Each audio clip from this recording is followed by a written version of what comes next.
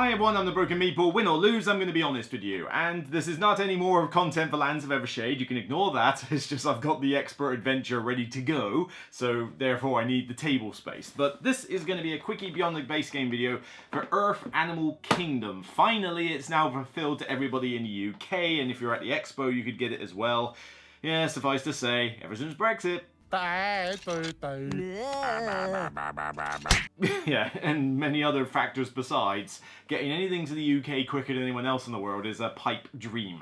But this is the second expansion to Earth, and you want some context, Earth has been in my top 10 games of all time, the last 2, maybe even 3 years, I've lost count.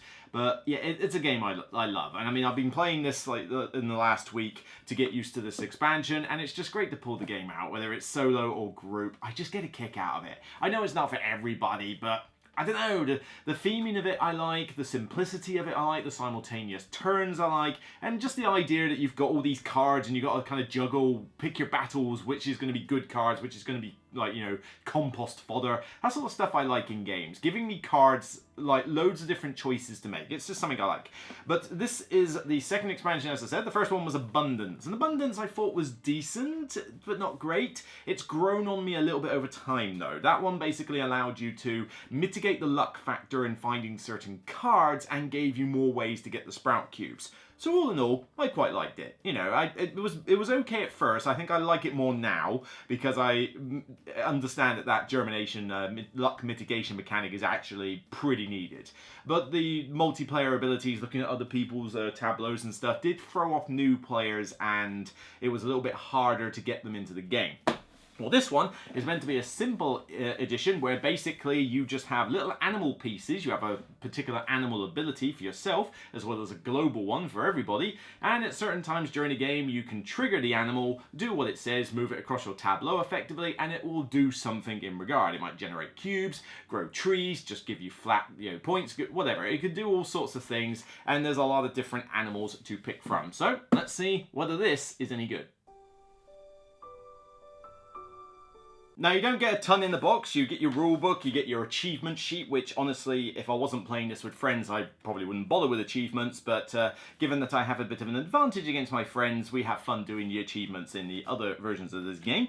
But you also get some extra spare tree pieces and sprout cubes. This isn't all of them. I put some in the other box. Although, to be honest, did we really need these? Because frankly, it's not like we're short on these things, especially sprout cubes. But the main thing that you're after, of course, is the new animal cards, and of course, lovely little animal meeples, all screen rated, all looking great. We've got everything from a polar bear, rhinoceros, and an elephant to tiny little, like, you know, toucans and beavers and a little botfly thing here. It's like really tiny, and some of them come in, you know, multiple pieces. So if you want the, I'm gonna guess this is a turkey. You know, the turkey has 5, I believe 4 or 5, yep, 5 different pieces with it. But then obviously you only have 1 polar bear. I mean, I would have liked to have had 5 polar bears, but then the game would cost about £1 million to try and give you multiple of every single animal in here. But the whole point is that these are keyed to these animal cards, and you got quite a fair few. Let's just say that.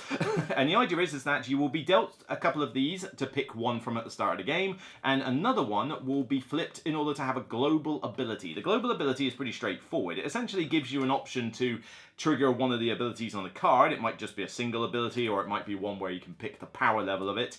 And basically, when the turn sequence gets back to the first player, everybody gets the opportunity to resolve the global ability, and that's that. You know, it's pretty straightforward, but given the amount of cards, you have a lot of potential global abilities here. But if you have chosen a specific animal, let's say, for example, the one I actually played in the last game I played was the red kangaroo, you have this, and then for the moment, your animal does not begin on your board. So if I can find the red kangaroo, here we go. There you go, red kangaroo.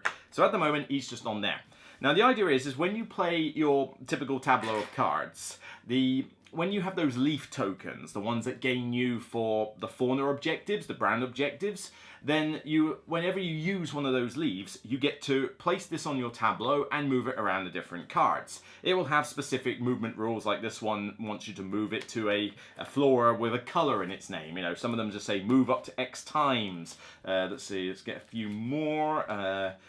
Yeah, one says, yeah, has to move to certain locations. You know, they've all got movement restrictions, and when they get there, they perform their relative ability. So you're only going to trigger these animals up to 5 times in the game. You either discard a leaf for a seed or no effect, or you get one of the fauna objectives for a leaf, or you finish your tableau, in which case you get your final 5th leaf on the table. So you would basically have up to 5 times you can trigger this animal. So it's not a constant thing you have to deal with.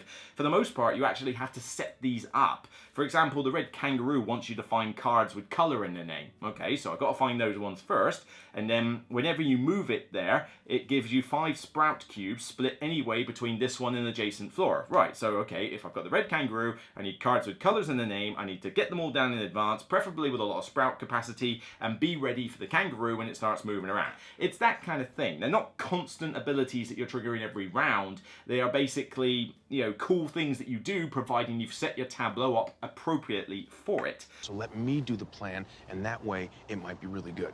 We're not short on these abilities. I mean, this is kind of bonkers, really, the amount there is. I mean, this was, what did we have last time? We had a squirrel monkey, a blue bottle fly, and a red kangaroo in the last game we played. So what else could you have? All right, there we go. Mountain goat, cottontail, a quokka. What the hell's a quokka? Canada jay, tarsier, Asian elephant, jaguar, Eurasian hoopoe, hoopoe? I don't know. Reindeer, wild turkey, kookaburra, snow goose, Siberian chipmunk, platypus. The only thing, red panda even. Lovely little red panda. However, I'm not sure there's one in this game. And do I dock you a point for not putting one in because I'm disappointed? All these animals, and you don't put in a Eurasian otter. Why? I award you no points, and may God have mercy on your soul. Lasai, we have all of these animals and not one otter. Come on, what is wrong with otters?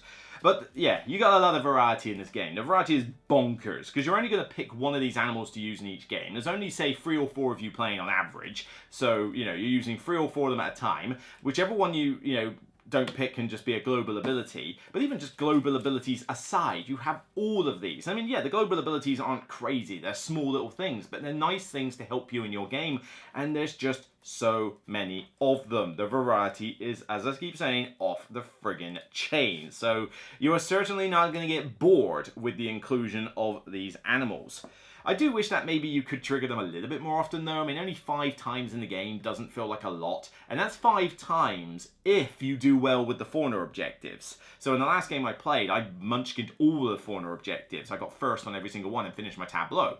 So I got to use my red kangaroo 5 times. It generated 25 sprout cubes over the course of the game, and it was pretty powerful. But if you're someone new to the game, or someone who's inexperienced with Earth, and you only get, say, 2 of your leaves out, you don't really get to have a lot of fun with your animal, and it might as well not even be there at times. Shrek! Oh, come on, donkey, look at him in his wee little boots. Now, you do have, with abundance, a better way of doing it, you know, because normally, I don't know if you can just discard a leaf for no effect in the base game, but if you've got abundance, which if you've got this expansion you probably have, then you are allowed to discard a leaf for a seed, which is quite an expensive way to get a seed, but the seed would help you mitigate some of the luck. It would get you a card you need, and if you don't think you are going to do one of the fauna objectives or finish your tableau first, then what the hell, get rid of a leaf for a seed, and then at least you can trigger your animal and do something useful with it. So abundance makes it slightly better, but yeah, I do wish that maybe there was just a, like, maybe it wasn't keyed to a leaf. Maybe, like, you just had so many tokens and you could take one off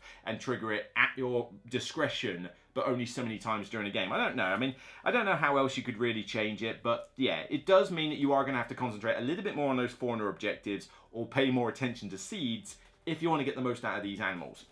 So, all in all, it's pretty much as simple as that. You have an animal ability, it does something cool, you get a cool little meeple that goes around your, a cool little like player piece that goes around your tableau, job done. Is it any good? Yeah, I mean, it is good fun to play with this expansion. You know, you've got all the variety in the world. It's nice to have all these great pictures of animals and a big polar bear on your thing, and they do a good variety of different things, so you're never going to get bored seeing the same thing twice ever. You know, there really is just a lot in here. Now, does it really impact the game that much? Not particularly. As I said, you're only going to activate it a maximum of 5 times in the game, and on average you probably won't activate it more than 3 or 4, so it's only got limited use, even though the effects can be pretty potent. So it's a good expansion to throw in. You can easily remove it. I mean, Abundance, you have to mix in all the new cards and various things, so it's a bit harder to extract Abundance from the game. This one's easy. You simply just don't play with the animals. That's it. You don't get any extra flora cards or anything, so there's nothing to take out of the decks. You just simply go, oh, we're not using animals. Okay, there you go. That's it. I'll feel sad that I don't get to have a little red panda miniature on my board. Stop whining. And if you do want to throw this in with new players, then by all means, the abilities are not particularly complicated, and they are ranked 1, 2, or 3 star in order to gauge their relative complexity. So it's like, okay, we got some new players in the game. I'm going to give myself the, I don't know, let's find a 3 star, the Wild Turkey. Pretty complex. Pretty like sort of situational, needs to be planned for. Okay, you're a new player. All right, I'll give you the Canadian beaver then. Move up to 2 times. For each flora you move over, you can carve out 1 tree to get 2 soil. I mean, that's pretty thematic for what a beaver does, so kudos on that one. But also, that's not rocket science. You know, it's pretty easy to understand that one. So, honestly, this is just something I'll throw into every game I play, even with new players, and I'll have a blast with it. But it's not essential, and it doesn't change up the game like to a major extent. It also doesn't fix any problems that were in the original game. It just adds something cool. So the best way I could describe it is a bit like the Americas expansion I did for Wingspan, where that was a good expansion with the hummingbirds and that, but if you didn't have it in the game, you wouldn't miss it. And this is the same. I like this expansion. I think it's really solid. But if you took it out of the game, I wouldn't be like that bummed about it. And it's the same with Abundance, although Abundance maybe is a little bit more needed because of the card mitigation, but even then I will happily play Earth in its base form without any of the expansions, and I'll still have a fantastic 10 out of 10 rated time. It's that good. So it's good that the expansions aren't necessary to make the game better. They just add something cool for those of us who have played the game to death. And you know, on that basis, I would say I definitely recommend this expansion. So I'm giving this one a solid 8 out of 10. You know, very solid, really good. You know, I definitely recommend it. It's just not like going to change much. You're only going to activate these so many times in the game. I wish you could activate it a few more times. And it's not going to fix anything prior. It's also not going to be missed if you took it out. It's just a really good, solid expansion that I'll always enjoy, I just don't always need. So that's the idea with this. So Earth Animal Kingdom, another great way to spice up your Earth game. It's already an evergreen for me. I love it to bits. So yeah, this and Abundance sits in the box. You're probably going to need to keep one of these boxes to help store the game because I do not believe it's physically possible to get everything in the base box. Especially if you use an insert, you know, and have both expansions. I'm not sure that's doable, but well, one of these boxes is not that big a deal. So that's it from me on this episode of The Broken Meeple. If you like what you see, then please thumb it up on YouTube and thumb it up on Board Game Geek when it goes live on the page. Check out the rest of my content. You can check out the review I did for Abundance. It might have been a preview, I can't remember. It was one of the two. And you can check out my original review for Earth to find out why I like it so much. And of course, you know, check out the rest of my content I've been doing recently, including the UK Games Expo review in general. Let me know your thoughts on Earth. Do you like it? Do you hate it? Do you prefer Abundance? Do you prefer Animal Kingdom? And do you agree or disagree with any of the thoughts raised in this video? So until next time, remember, it's only a game, regardless of which one of these animals you want to take with you on your adventures, and I'll see you on the next Broken Meeple video. Take care, everyone.